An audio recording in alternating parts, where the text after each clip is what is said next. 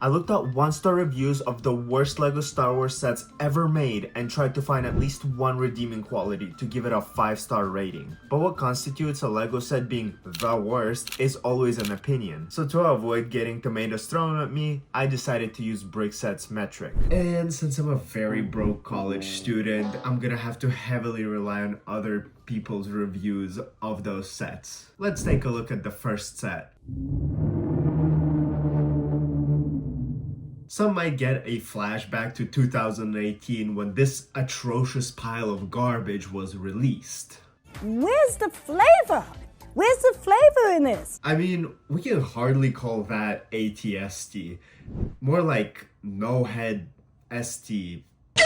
This set does have some playability, but why couldn't LEGO just add a detachable head for it? I think that could have added a lot more to the playability. That way you could pretend play on a mechanic, fixing up the ATST and attaching the head to it. You know, it could have been cool. But instead we get this freaking elevator, which is probably the only redeeming quality in this set. Of course, alongside 3 exclusive minifigures.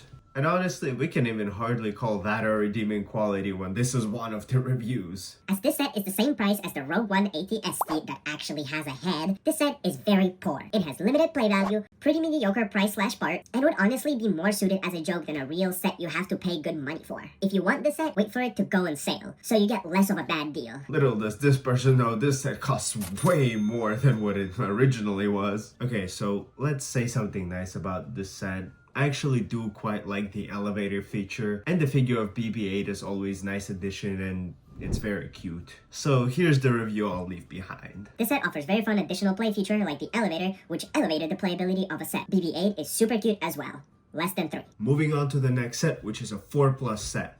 Yeah, of course it is. So let's read the review. It's a good looking set if you like X-Wing, but its construction is too simple as it's based in a little quantity of large parts. At least its positive point is that it has no stickers as parts are pre-printed. Best and worth the price is that it includes 2 minifigures with friendly BB-8. Honestly, I expected a lot more negativity from this review.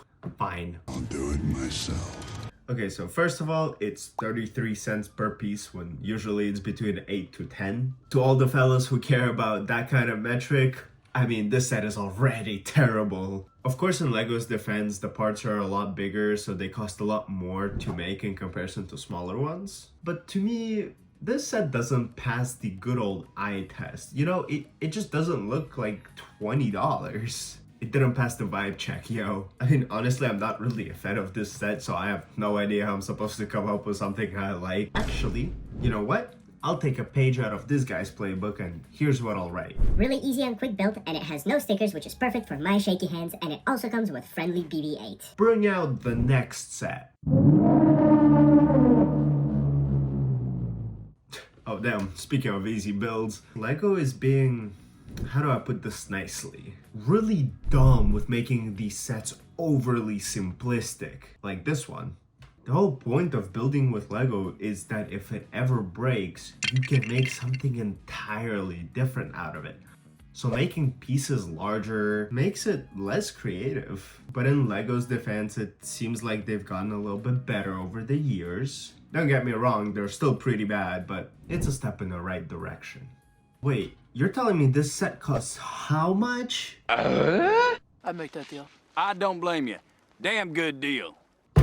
I'ma need one. Anyways, let's read the 1-star review. Wow, that's a lot of words.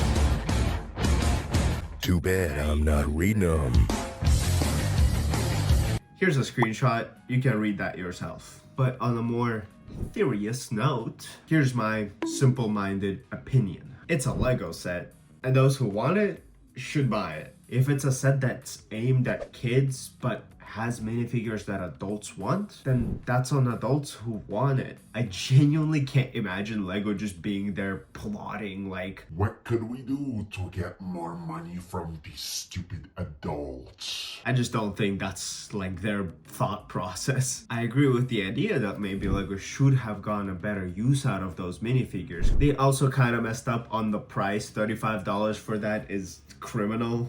It's truly hard for me to find a redeeming quality for this set, but I guess this set just wasn't made for me, and I would imagine that my review probably should reflect just that. This set isn't for everyone, but people who truly care about it will buy it and enjoy all of the play features it offers. The next set is like and subscribe button. For some reason, I'm noticing that these absolute classics of a set are in the 3-star range. I shall investigate why. Let's look at this Moss Espa race first. 3 minifigures, including small Anakin, Jar Jar, who is liked by nobody but little kids, I'm not a kid, am I? I love Jar Jar. and an alien. Who, by the way, looks like this in the movie. I know, the similarities are uncanny. Anyways, this person goes on to say that this set offers great playability and it has wonderful side build. So if you love it so much, why 3 stars? It's cause of Jar Jar, isn't it? Ugh, he's like so uncultured. Let's see what's up with the ultimate lightsaber duel. People in 2005 had 0 chill. They all feel so personal. Look at this one. I totally agree with hate lights up, because the figs are so bad when they're lit up, you can't even change the damn things. In this set, it is so stupid to even put them in, because when they're on sticks, you can't even make them light up, so it defeats the whole point. Also, why is Obi-Wan come with the hood? In the movie, he was not wearing a hood in the scene. Honestly, man, I'm mad too. Because lightsabers also don't even make noises when they're lit up, and they don't cut through things. Ridiculous. I mean, man, I get wanting accuracy, but like, damn. Complaining about not being able to light them up because they're on sticks is wild. Crazy thought. Take them off sticks and pretend like they are. This set offers a lot of playability as is, just use your imagination. Let's give these classics a proper 5-star review. So here's what I wrote for the pod racing set. Love absolutely all of the characters in this set, especially Jar Jar, and I am a 21-year-old adult. This set offers so much playability, especially when paired up with the side build. Every time I see the set, it throws me back to my childhood where I would make my own imaginary race pods and reenact the iconic scene. And here's what I wrote for the ultimate lightsaber duel. Lovely set, it has a ton of fun features, and you also get to reenact the most iconic scene. And as an ultimate bonus, you get 2 light-up minifigures, which offer a more immersive and creative play and are totally worth it. Let's take a look at the next set, which has 3.2 stars. And that set is... which upon release costed... Why is it that the sets with Grievous are always so damn expensive? I like money. Let's see what other people are saying. Horrible. Unless you're a General Grievous fan. This is really nothing more than an oversized, glorified speeder bike with practically 0 features with a price per piece to frown at. On the upside, you get a Mace Windu and a really nice General Grievous figure. The vehicle seems utterly pointless with a design that feels like it doesn't make any sense at all. When the speeder controls, Grievous's head sits awkwardly above the elongated dashboard. I hate to say, but this is one of those sets where LEGO just needed to offload some surplus pieces of parts for which it couldn't find any better use. And to summarize all of the other reviews for you, it ain't worth it. But it seems that people find them very helpful. And after investigating for some time, I actually managed to find redeeming qualities. I actually like the silhouette of the set. I also like the engine of the speeder. You get a nice and detailed minifigure of Mace Windu and General Grievous. So let's move on to the next set. Oh my god. I thought the previous set was a hard squeeze, but this... No.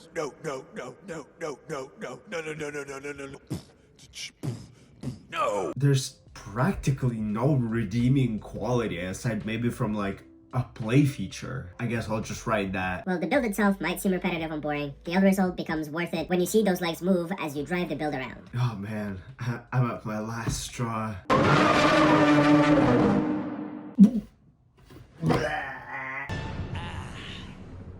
I feel like I got into a purgatory. It's horrible in every possible aspect. You can't think of anything good to say. Why has she got a forehead so big? Why are her arms the size of her damn head? Wait, baby! I guess I'll leave a review. Hideous. I think that's perfect. Of course, rating these sets just based on review isn't really a good approach. If I wasn't so broke, I would have actually gotten those sets and been able to give a better opinion. So if there's one takeaway from this video, it would be to never just listen to someone's word. You can still like a set even though the general public might not. So go ahead, get a Lego set that you want. And if you want to see sets that lost their value after retirement, watch this video next.